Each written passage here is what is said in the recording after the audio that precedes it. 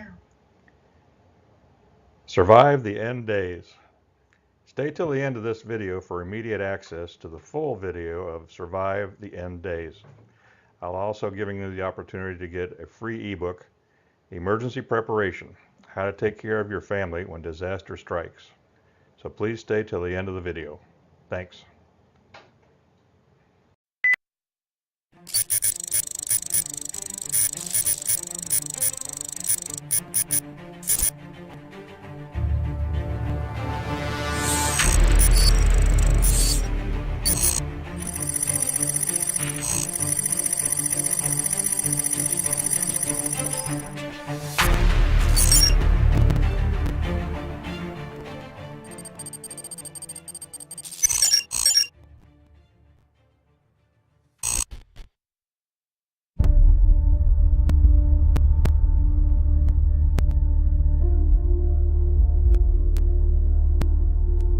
And I look at the whole religious scene today, and all I see are the inventions and ministries of man and flesh.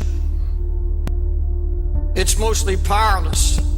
It has no impact on the world. And I see more of the world coming into the church and impacting the church rather than the church impacting the world. I see the music taking over the house of God. I see entertainment taking over the house of God.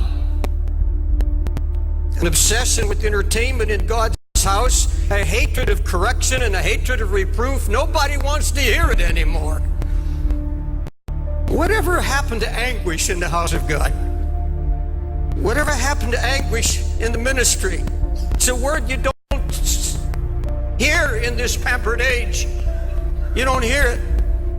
Anguish means extreme pain and distress. The emotion so stirred that it becomes painful, acute, deeply felt inner pain because of conditions about you, in you or around you. Anguish, deep pain, deep sorrow, agony of God's heart. We've held on to our religious rhetoric and our revival talk, but we've become so passive. All true passion is born out of anguish. All true passion for Christ comes out of a baptism of anguish. You search the scripture and you'll find that when God determined to recover a ruined situation, he would share his own anguish for what God saw happening to his church and to his people, and he would find a praying man and he would take that man and literally baptize him in anguish. You find it in the book of Nehemiah. Jerusalem is in ruins. How is God going to deal with this? How is God going to restore the ruin? Now folks, look at me. Nehemiah was not a preacher. He was a career man.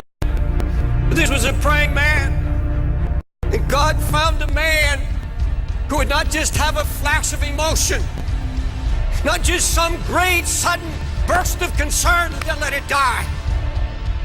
He said, no, I broke down and I wept and I mourned and I fasted.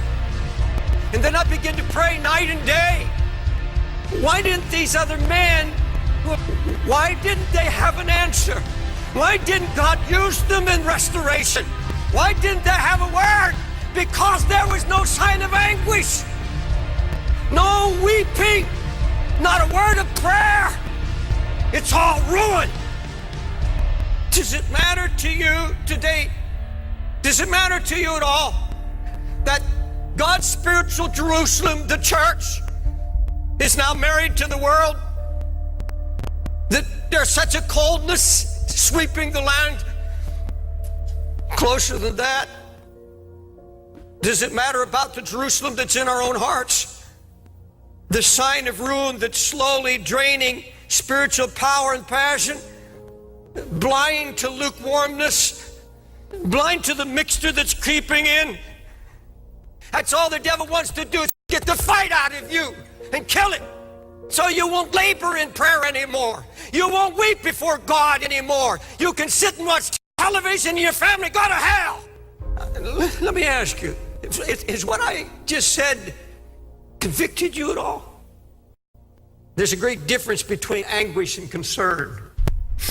Concern is something that begins to interest you. You take an interest in a project or a cause or a concern or a need. I'm going to tell you something I've learned over all my years, 50 years of preaching. If it is not born in anguish, if it has not been born by the Holy Spirit, where when you saw and heard of the ruin that drove you to your knees, and all our projects, all our ministries, everything we do, where are the Sunday school teachers that weep over kids they know are not hearing and they're going to hell? You see, a true prayer life begins at the place of anguish, a place where lifetime decisions are made. You see, if you set your heart to pray, God's going to come and start sharing His heart with you. You see, you either walk away and go back to your passivity and say, I'm just going to be an ordinary Christian and there's no such thing. Or your heart begins to cry out, oh God, your name is being blasphemed. The Holy Spirit's being mocked. The enemy is out trying to destroy the testimony of the Lord's faithfulness, and something has to be done. You can't go unchallenged. There's going to be no renewal, no revival, no awakening until we're willing to let Him once again break us. Folks, it's getting late and it's getting serious. Please don't tell me you're concerned. Don't tell me that you want your unsaved loved one saved when you're spending hours in front of internet or television. Come on. Lord, there's some need to get this altar and confess, I am not what I was. I am not where I'm supposed to be. God, I don't have your heart or your burden. I wanted it easy. Just want to be happy. But Lord, true joy comes. True joy comes out of anguish. There's nothing of the flesh will give you joy. I don't care how much money, I don't care what kind of new house, there is absolutely nothing physical could give you joy. It's only what is accomplished by the Holy Spirit when you obey Him and take on His heart. Build the walls around your family. Build the walls around your own heart. Make you strong and impregnable against the enemy.